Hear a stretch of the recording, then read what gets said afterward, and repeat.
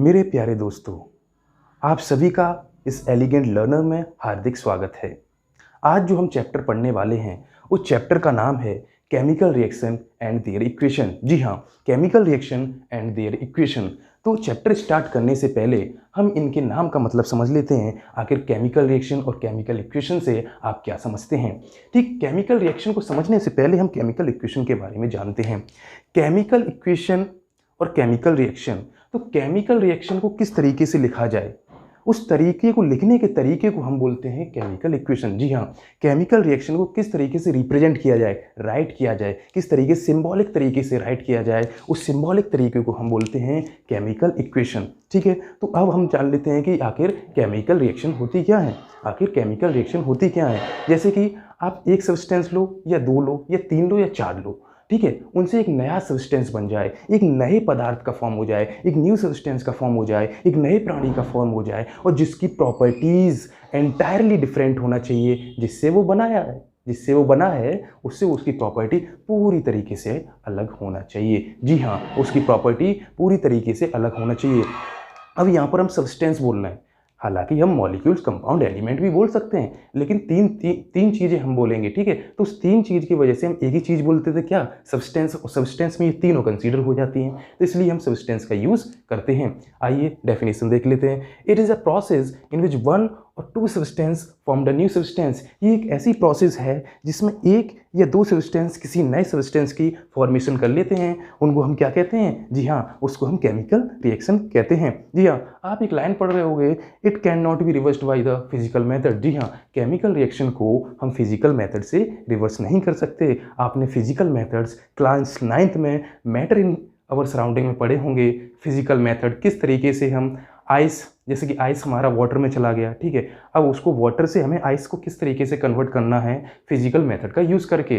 Physical method जैसे कि distillation हो गया, आपका एवापोरेशन हो गया, फिल्ट्रेशन हो गया, सेंट्रीफ्यूगेशन हो गया, ये आपने क्लास 9th में फिजिकल मेथड पढ़े हैं। अब वो याद नहीं आ रहे हो वो एक अलग चीज़ है, लेकिन आपने क्लास 9th में पढ़े तो हैं। ये फिजिकल मेथड आपने क्लास 9th में पढ़े हैं। अगर आपने नहीं पढ़े हैं तो हम क्लास 9th की वीडियो बनाएंगे, आप उसमें जाके थोड़ा इन मेथडों की जानकारी हासिल कर लेते हैं, कर सकते हैं, लेकिन कोई फिलहाल ज़रूरत नहीं है। बस आपको समझना पड़ेगा कि केमिकल रिएक्शन जो है उन फिजिकल मेथड का यूज़ करके इनको रिवर्स नहीं कर सकते। ठीक है, हुआ क्या कि मैग्नीशियम रिबन लाई लैब में एक एक्टिविटी की, हमने क्या किया, मैग्नीशियम रिबन लाई। ठीक है, उस मैग्नीशियम रिबन को एयर के प्रेजेंट में हमने क्या किया, बर्न किया। अगर मैं एयर बोल रहा हूँ, अगर मैं एयर बोल रहा हूँ तो बाई डिफ़ॉल्ट आप ऑक्सीजन उसको समझिएगा कि मैं ऑक्सीजन की बात कर रहा हूँ। ऑक्सीजन के प्रेजेंट में मैंने मैग्नीशियम रिबन को बर्न किया। मैग्नीशियम रिबन कैसी है, सॉलिड है, ऑक्सीजन कैसी है, गैस है। ठीक है, तो मैंने उसके प्रेजेंट में उसको क्या किया, जी हाँ, उसको मैंने बर्न किया। तो उससे हमने देखा कि मैग्नीशियम ऑक्साइड मिला। मैग्नीशियम ऑक्साइड मिला, बहुत क्लास पे देखा जब ने तुम उस पर मैग्नीशियम ऑक्साइड मिला जो कि पाउडर के फॉर्म में मिला। उसका कलर कैसा था, उसका वाइट कलर था। ठीक है, उसका वाइट कलर था। तो मैग्नीशियम को बर्न किया, ऑक्सीजन के प्रेजेंट में मैग्नीशियम ऑक्साइड मिला। यस, ये क्या है, ये केमिकल रिएक्शन है। मैग्नीशियम ऑक्साइड का बनना, मैग्नीशियम ऑक्साइड का बनना ही तो केमिकल रिएक्शन है भाई। अब इसको रिप्रेजेंट कैसे किया जाए, उस रिप्रेजेंटेशन के तरीके से, मतलब कॉपी पर राइट कैसे किया जाए, किस तरीके से शॉर्ट करके राइट किया जाए, उस रिप्रेजेंटेशन के तरीके को इक्वेशन बोलते हैं। बहरहाल हम इक्वेशन के बारे में एकदम डिटेल्ड स्टडी करेंगे, किस तरीके से रिएक्शन बैलेंस करते हैं, रिएक्शन को आखिर बैलेंस क्यों करते हैं, ऐसी क्या नीड पड़ी तो आप रिएक्शन को बैलेंस कर रहे हैं। जी हाँ, लेकिन उससे पहले हम आप समझते हैं कि क्या केमिकल रिएक्शन आपने देखी हैं, क्या केमिकल रिएक्शन आपने अपनी डेली लाइफ में देखी हैं। क्या आपने देखी केमिकल रिएक्शन, देखी हैं, लेकिन आपने ऑब्जर्व नहीं किया, वो एक अलग बात है। केमिकल रिएक्शन तो आपने अपनी डेली लाइफ में देखी है लेकिन ऑब्जर्व नहीं किया, वो अलग बात है, क्योंकि आप उससे पहले जानते नहीं थे, इससे पहले जानते नहीं थे कि केमिकल रिएक्शन होती क्या है। जी हाँ, लोहे में जंग लगना, क्या वो केमिकल रिएक्शन नहीं है। दूध का खट्टा होना समर में, क्या वो केमिकल रिएक्शन नहीं है। दूध का जमना मीन्स दही बनना, कर्ड बनना, क्या वो केमिकल रिएक्शन नहीं।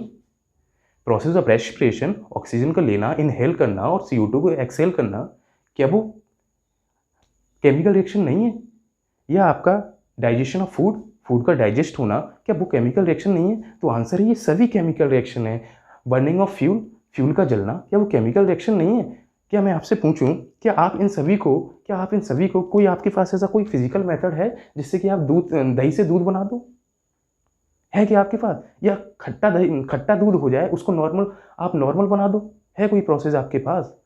तो वो कोई फिजिकल मेथड है ही नहीं जिससे आप इसको रिवर्स कर सकें। जैसे कि लकड़ी लीजिए, वुड लीजिए, और वुड को क्या करिए, आप बर्न कीजिए। वुड को आप बर्न करोगे तो एसिड्स में कन्वर्ट हो जाएगी, मीन्स राख बन जाएगी। क्या आप उस राख से लकड़ी बना सकते हैं? क्या आप उस एस से क्या आप वुड बना सकते हैं? तो आंसर है नहीं बना सकते। अगर आप सोच रहे हो ना बना लेंगे, तो आप ये गलत सोच रहे हो। जी हाँ, उस राख से हम लकड़ी नहीं बना सकते। जैसे कि और भी एग्जाम्पल हैं, जैसे कि आप फर्मेंटेशन ऑफ ग्रेप्स या फलों का पकना, फर्मेंटेशन ऑफ ग्रेप्स, अंगूरों का पकना या फलों का पकना, आप एक ऐसा कीजिए कि एक कच्चा आम लीजिए, कच्चे हुए आम को आप पक्का आम बना दीजिए। आप क्या पके हुए आम से कच्चा आम बना सकते हैं? क्या आपके पास कोई ऐसी प्रोसेस है, ऐसी कोई फिजिकल मेथड है उससे आप कच्चा आम बना सकते हैं? तो आंसर है आपके पास कोई भी ऐसी प्रोसेस या कोई भी ऐसी प्रोसेस फिजिकल मेथड है ही नहीं कि आपसे पके हुए आम से कच्चा आम बना दें। जी हाँ, इसीलिए मैंने बोला बेटा कि फिजिकल मेथड से इनको रिवर्स नहीं कर सकते, केमिकल रिएक्शन को फिजिकल मेथड से रिवर्स नहीं कर सकते। क्या आपने अपनी डेली लाइफ की केमिकल रिएक्शन के बारे में जान लिया कि आपकी डेली लाइफ में कौन कौन सी केमिकल रिएक्शन होती हैं? क्या आप समझ गए? जी हाँ, आप अच्छी तरीके से समझ गए। अब बात करते हैं, अगर केमिकल रिएक्शन लिख रहे हैं, इक्वेशन में लिख रहे हैं, तो लेफ्ट हैंड साइड में क्या लिखा जाता है और राइट हैंड साइड में क्या लिखा जाता है, उसके बारे में समझ लेते हैं। तो आंसर है, लेफ्ट हैंड साइड में जो है रिएक्टेंट्स लिखे जाते हैं और राइट हैंड साइड में प्रोडक्ट लिखे जाते हैं। ठीक है, तो आखिर ये रिएक्टेंट्स होते क्या है? जो रिएक्शन में पार्टिसिपेट करें उन्हें हम रिएक्टेंट कहते हैं। उनके पार्टिसिपेशन से, रिएक्शन के पार्टिसिपेशन से कुछ बनना, किसी का बनना, प्रोड्यूस्ड होना केमिकल रिएक्शन में, उसको हम प्रोडक्ट कहते हैं। It's simple. आइए देखते हैं। रिएक्टेंट, दो substance which participate in a chemical reaction, वो सब्सटेंस जो केमिकल रिएक्शन में पार्टिसिपेट करते हैं उनको हम रिएक्टेंट कहते हैं, और वो सब्सटेंस जो केमिकल रिएक्शन में क्या है, बनते हैं, उनको हम क्या कहते हैं, उनको हम प्रोडक्ट कहते हैं। क्या इतनी बात समझ पाए? जी हाँ, आप इतनी बात समझ पाए। जैसे कि अगर मैं एग्जाम्पल दूँ, जैसे कि कोई मेरे पास ए है प्लस बी है, इन दोनों ने ए बी बनाया। ठीक है, ए और बी ने आपस में मिलके किसकी फॉर्मेशन की, ए बी की, तो ये नया सब्सटेंस हो गया, ये ओल्डर वन है। ठीक है, अब यहाँ पर ये हमारा क्या है, रिएक्टेंट, इनको हम क्या कहेंगे, रिएक्टेंट्स, और इसको हम कहेंगे क्या, प्रोडक्ट, ठीक है। अब देखो, रिएक्टेंट हमने LHS साइड में लिखे और प्रोडक्ट हमने RHS साइड में लिखा, मतलब राइट हैंड साइड और लेफ्ट हैंड साइड, और हमने एरो लगा दिया प्रोडक्ट की तरफ। जी हाँ, एरो आप किधर लगाएंगे, प्रोडक्ट की तरफ एरो को लगाएंगे।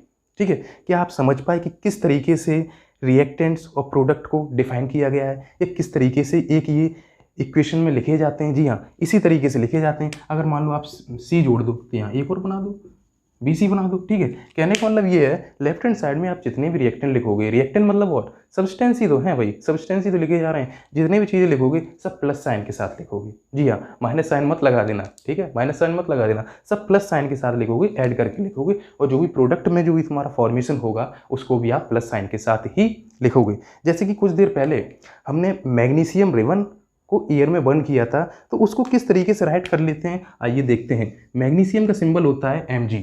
ठीक है, सॉलिड होता है मैग्नीशियम रिबन, और इसको हमने एयर में बर्न किया, मतलब ऑक्सीजन गैस में, तो इससे फॉर्मेशन हुई हमारी मैग्नीशियम ऑक्साइड की, मीन्स वाइट पाउडर की इससे हमारी क्या हुई, फॉर्मेशन हुई है हमारी वाइट पाउडर की। ठीक है, इधर 2 लगा दिया, इधर 2 लगा दिया, ये इक्वेशन होगी वैलेंस। खैर सेपरेट लेक्चर में हम पढ़ेंगे कि how to balance the chemical reaction, और उनको बैलेंस ही क्यों करते हैं, ऐसी क्या हमें जरूरत पड़ेगी, केमिकल रिएक्शन को आपको बैलेंस करना पड़ा। ठीक है, आज थोड़ा सा समझ लेते हैं, जानकारी लेते हैं प्रेसिपिटेट की, क्योंकि आगे जो टर्म आएंगे ना उन टर्म की जानकारी अभी ले लेते हैं। तो प्रेसिपिटेट क्या होता है, प्रेसिपिटेट एक सॉलिड प्रोडक्ट होता है। यस, सॉलिड प्रोडक्ट होता है जो कि सोल्यूशन में घुलता नहीं है, मीन्स सोल्यूशन में डिजॉल्व नहीं होता है, सोल्यूशन के अंदर बैठ जाएगा या ऊपर आ जाएगा, लेकिन सोल्यूशन में घुलेगा नहीं। इसीलिए हम प्रेसिपिटेट को इनसॉल्युबल सॉल्ट भी बोलते हैं। जी हाँ, प्रेसिपिटेट को हम इनसॉल्युबल सॉल्ट भी बोलते हैं। यस, प्रेसिपिटेट को हम इनसॉल्युबल सॉल्ट भी बोलते हैं, क्योंकि सोल्यूशन में घुलता नहीं है, ये अलग से सेपरेट आउट हो जाता है सोल्यूशन से केमिकल रिएक्शन में। देख लेते हैं, it is a solid product which can be separate out from the solution during chemical reaction. जी हाँ, जैसा बताया वैसा ही लिखा हुआ है। ठीक है, अब क्वेश्चन ये उठता है, अब क्वेश्चन ये उठता है कि हमें कैसे पता चलेगा, हमें कैसे पता चलेगा कि ये केमिकल रिएक्शन हो रही है या नहीं हो रही है? अगर आपको केमिकल रिएक्शन के बारे में जानकारी होगी तभी तो आपको पता चलेगा। इतनी सी जानकारी से लेने से कुछ नहीं होगा। जी हाँ, इतनी सी जानकारी लेने से कुछ नहीं होगा। एक सब्सटेंस लो, वो दो सब्सटेंस लो, आपस में मिला दो, नए सब्सटेंस का फॉर्म हो जाए, वो पूरी तरीके से अलग हो, डिफरेंट हो। ठीक है, केमिकल रिएक्शन के बारे में हमें समझना पड़ेगा। आखिर केमिकल रिएक्शन की प्रॉपर्टीज़ क्या हैं, उनकी कैरेक्टरिस्टिक्स क्या हैं। केमिकल रिएक्शन की एक करेक्टरिस्टिक्स होंगी, उनको हमें समझना पड़ेगा। तो चलिए केमिकल रिएक्शन की करेक्टरिस्टिक्स समझते हैं, तो आप तुरंत ही बता सकते हैं कोई भी रिएक्शन ये केमिकल रिएक्शन है या नहीं है। जैसे कि इवोल्यूशन ऑफ गैस का इवॉल्व होना। कोई भी रिएक्शन हो, अगर उस रिएक्शन में से CO2 गैस रिलीज़ हो रही है या हाइड्रोजन गैस रिलीज़ हो रही है तो वो केमिकल रिएक्शन होगी। ठीक है, या चेंज इन टेम्परेचर, कोई ठंडी चीज़ है, नॉर्मल चीज़ है, उसका गर्म हो जाना। ठीक है, या टेम्परेचर में चेंज हो रहा हो, या रिएक्शन में प्रेसिपिटेट का फॉर्म हो रहा होगा। रिएक्शन में प्रेसिपिटेट का फॉर्म हो रहा हो, मैंने आपको बता दिया प्रेसिपिटेट मतलब होता है सॉलिड प्रोडक्ट जो कि इनसॉल्युबल सॉल्ट होता है, जो कि सॉल्यूशन में घुलता नहीं है। या तो वो हो रहा हो, या चेंज इन कलर, या तो रिएक्शन के दौरान जो प्रोडक्ट बनना है उसका कलर ही चेंज हो जा रहा है। मान लो पहले वाइट कलर का था, रेड हो जा रहा है, या कलरलेस था, येलो हो जा रहा है। कुछ इस तरीके की चेंजिंग हो रही है, कलर का चेंज होना हो, या change in state. Yes, change in state, solid से लिक्विड होना, लिक्विड से सॉलिड होना, या गैस में कन्वर्ट होना, या स्टेट का चेंज होना। तो स्टेट के चेंज होना भी केमिकल रिएक्शन में कंसीडर किया गया है। तो ये जो केमिकल रिएक्शन की 5 कैरेक्टरिस्टिक्स हैं, जैसे कि evolution of gas, change in temperature, formation of precipitate, ठीक है, change in colour, change in state. अगर इनमें चेंज हो रहा है तो जी हाँ, हम बोलेंगे कि वो केमिकल रिएक्शन है। इनमें अगर चेंज हो रहा है तो हम बोलेंगे केमिकल रिएक्शन है। तो हमने लैब में एक एक्टिविटी की, लैब में एक एक्सपेरिमेंट किया। हमने क्या किया, जिंक ग्रेनुअल लिए। क्या लिए? जिंक ग्रेनुअल लिए। और जिंक ग्रेनुअल को हमने कॉनिकल फ्लास्क में रख दिए। ये है हमारे जिंक ग्रेनुअल। और जिंक ग्रेनुअल को हमने क्या किया, कॉनिकल फ्लास्क में रख दिया। और फिर उस कॉनिकल फ्लास्क में हमने डाइल्यूट सल्फ्यूरिक एसिड या हाइड्रोक्लोरिक एसिड का यूज़ किया। यहाँ पर हमने डाइल्यूट सल्फ्यूरिक एसिड इसमें डाला। जैसे ही डाइल्यूट सल्फ्यूरिक एसिड डाला तो इनमें रिएक्शन हुई, आपस में रिएक्शन हुई। तो हमने देखे कि हाइड्रोजन गैस के यहाँ बबल्स फॉर्म हो गए, हाइड्रोजन गैस के बबल्स फॉर्म हो गए। इस तरीके से ये बबल फॉर्म हो रहे हैं। तो देखिए यहाँ पर क्या गैस निकल रही है? यस, यहाँ पर गैस रिलीज हो रही है, इसलिए हम कहेंगे कि ये जो है केमिकल रिएक्शन है। अब केमिकल रिएक्शन को किस तरीके से इक्वेशन में लिखते हैं वो देख लीजिए। Zinc Zn, dilute sulphuric acid H2SO4, यहाँ से जिंक सल्फेट और हाइड्रोजन गैस का रिलीज हुआ। आपकी जानकारी के लिए बता दें, किसी केमिकल इक्वेशन जब लिखते हैं, ठीक है, और केमिकल रिएक्शन में जब भी गैस रिलीज होती है, प्रेसिपिटेशन का फॉर्म होता है, गैस रिलीज को हम अपवर्ड एरो के साथ दिखाते हैं। अगर गैस रिलीज हो रही है तो उसको अपवर्ड एरो के साथ दिखाएंगे, अगर कोई प्रेसिपिटेट फॉर्म हो रहा है तो उसे डाउनवर्ड एरो के साथ दिखाएंगे। ये रिप्रेजेंटेशन तरीका है, वो आप याद रखिए। ठीक है भैया, तो यहाँ पर गैस का रिलीज हो गया, गैस रिलीज हो गई तो इवोल्यूशन ऑफ गैस हो गया। अच्छा, आप समझ गए क्या इवोल्यूशन ऑफ गैस को? ठीक है, फिर हमने क्या किया, इस कॉनिकल फ्लास्क को, जी हाँ, इस कॉनिकल फ्लास्क को हमने टच करके देखा।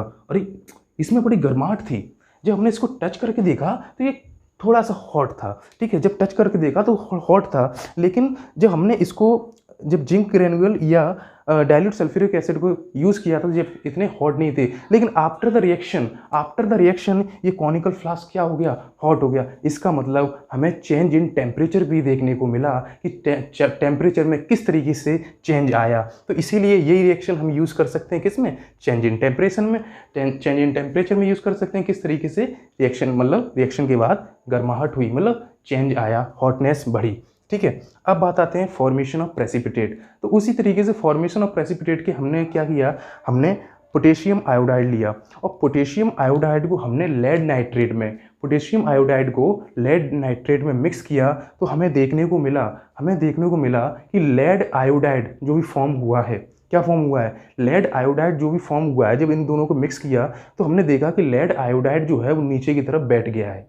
कैसा है, बैठ गया है, मतलब सॉलिड क्या प्रोडक्ट फॉर्म हुआ है। तो उस सॉलिड प्रोडक्ट को हम क्या कहेंगे, प्रेसिपिटेट कहेंगे। हमने देखा कि वो घुल ही नहीं रहा है, उसमें जब डिसॉल्व नहीं हो रहा है तो प्रेसिपिटेट ही तो हुआ। तो यस, तो ये जो है ना पोटेशियम आयोडाइड, ये पोटेशियम आयोडाइड जो है उसमें डिसॉल्व नहीं हुआ, इसलिए हमने इसको बोला क्या, इसको हमने बोला प्रेसिपिटेट। ठीक है। आइए अब देखते हैं चेंज इन कलर, कि कलर में किस तरीके से चेंज होता है। वही एग्जाम्पल डिक्टो सेम, जैसे पोटेशियम आयोडाइड लिया, लेड नाइट्रेट में हमने दोनों को मिक्स किया। जैसे ही लेड नाइट्रेट में हमने दोनों को मिक्स किया तो यहाँ पर KNO3 और लेड आयोडाइड फॉर्म हुआ। आपको पता है कि लेड आयोडाइड जो है वो प्रेसिपिटेट है। लेकिन यहाँ पर हमने देखा कि पोटेशियम आयोडाइड और लेड नाइट्रेट दोनों ही कलरलेस थे। कैसे थे? दोनों ही कलरलेस थे। लेकिन जो प्रेसिपिटेट यहाँ फॉर्म हो रहा था ना, वो येलो कलर का प्रेसिपिटेट हमको फॉर्म हुआ। मतलब कलरलेस से कैसा कलर मिला हमको? कैसा? येलो कलर मिला। तो कलरलेस से येलो कलर में ये कन्वर्ट हो गया। तो इसीलिए हम इसको देखो चेंज इन कलर हो गया, तो इसीलिए हम इसको भी केमिकल रिएक्शन में रखते हैं। ये केमिकल रिएक्शन की कुछ करैक्टरिस्टिक्स हैं, उसको जान लेते हैं। अगर इस तरीके के चेंज हो रहे हैं तो हम कहेंगे कि जी हाँ, वो केमिकल रिएक्शन है। ओके, आइए तो अब समझते हैं कि चेंज इन स्टेट, आखिर चेंज इन स्टेट का क्या मतलब है। जैसे कोई भी चीज़ लिक्विड से सॉलिड बन रही है, या सॉलिड से लिक्विड बन रही है, या वो गैसियस स्टेट में जा रही है, गैसेस से लिक्विड बन रही है, सॉलिड बन रही है, इस तरीके के कोई चेंजेस होते हैं तो उनको हम कहते हैं चेंज इन स्टेट। मतलब स्टेट में उनके चेंज होना, उसी को कहते हैं चेंजेस स्टेट। अब यहाँ पर जो हमने एग्जाम्पल लिया है वो बर्निंग ऑफ कैंडल लिया है। क्या लिया है? Burning of candle wax. Burning of candle wax के पीछे भी एक वजह है, इसी वजह से हमने यहाँ पर बर्निंग ऑफ कैंडल वैक्स का एग्जाम्पल लिया है। तो देखिए, जब भी हम कैंडल को बर्न करते हैं तो उसमें आप देखते हो कि थ्रेड लगा होता है। तो थ्रेड से के थ्रू क्या होती है कि बैक्स जो है ऊपर की तरफ आती है। जैसी बैक्स ऊपर की तरफ आती है वो जलती है, और जलती है तो हीट प्रोड्यूस होती है, CO2 गैस रिलीज होती है, और अनबर्न कार्बन भी प्रोड्यूस होता है। क्योंकि वहाँ पे आपने देखा होगा जब भी कैंडल जलती है ना, तो आपने देखा होगा कि ऊपर स्मोक निकलता है जो कि ब्लैक कलर का होता है। आपने ये देखा होगा। लेकिन उसी सेम टाइम पे आप ये भी देख रहे होते हैं कि जो वैक्स है, जो लिक्विड वैक्स है, वो नीचे आती जाती है, मतलब सॉलिड में कन्वर्ट होती चली जाती है। ठीक है, तो यहाँ पर हमें कैंडल और बर्निंग वैक्स में हमें दोनों चीज़ देखने को मिली। बर्निंग वैक्स कैंडल में हम दोनों चीज़ देखने को मिली। क्या? फिजिकल चेंज और केमिकल चेंज। जी हाँ, फिजिकल चेंज वो होते हैं जो कि रिवर्सिबल होते हैं, और केमिकल चेंज वो होते हैं जो कि रिवर्सिबल नहीं होते हैं। जी, केमिकल चेंज कैसे होते हैं? इरिवर्सिबल होते हैं, जिनको हम रिवर्स नहीं कर सकते। ये हमने बहुत ही डिटेल में पढ़ा था। ये केमिकल रिएक्शन रिवर्स नहीं की जा सकती फिजिकल मेथड के द्वारा। की जाती हैं क्या? नहीं की जा सकती। ठीक है, तो इसीलिए हमने बर्निंग ऑफ कैंडल लिया, क्योंकि ये फिजिकल चेंज दिखा रहा है सॉलिड से लिक्विड हो रहा है, और फिजिकल चेंज जो होता है वो रिवर्सिबल भी होता है। ठीक है, हम यहाँ से लिक्विड से सॉलिड भी इसको बना लेते हैं। लेकिन सम अमाउंट ऑफ बैक्स जो होती है वो क्या? लाइट के फॉर्म में आपको मिलती है। जैसे कि लाइट के फॉर्म में मिल गई, हीट प्रोड्यूस कर दिया, CO2 गैस रिलीज हो गई, अनबर्न कार्बन हमको मिल गया। तो इस तरीके की हमें चीज़ें बर्निंग ऑफ कैंडल वैक्स में देखने को मिलती हैं। ठीक है, क्वेश्चन आ जाता है, क्या जो बर्निंग ऑफ कैंडल वैक्स है उसमें क्या फिजिकल चेंज और केमिकल चेंज है? फिजिकल चेंज है या केमिकल चेंज है? तो आंसर है बर्निंग ऑफ कैंडल वैक्स जो है वो दोनों ही चेंज दिखाती है, फिजिकल चेंज भी दिखाती है और केमिकल चेंज भी दिखाती है। ये आपको समझना पड़ेगा। ठीक है, तो आज के लिए बस इतना ही। या आपको कोई भी कमेंट, कोई भी आपको डाउट हो, तो कोई भी क्वेरी हो, तो आप कमेंट सेक्शन में पूछ सकते हैं। ओके, बने रहिए और देखते रहिए एलिगेंट लर्नर। Thank you.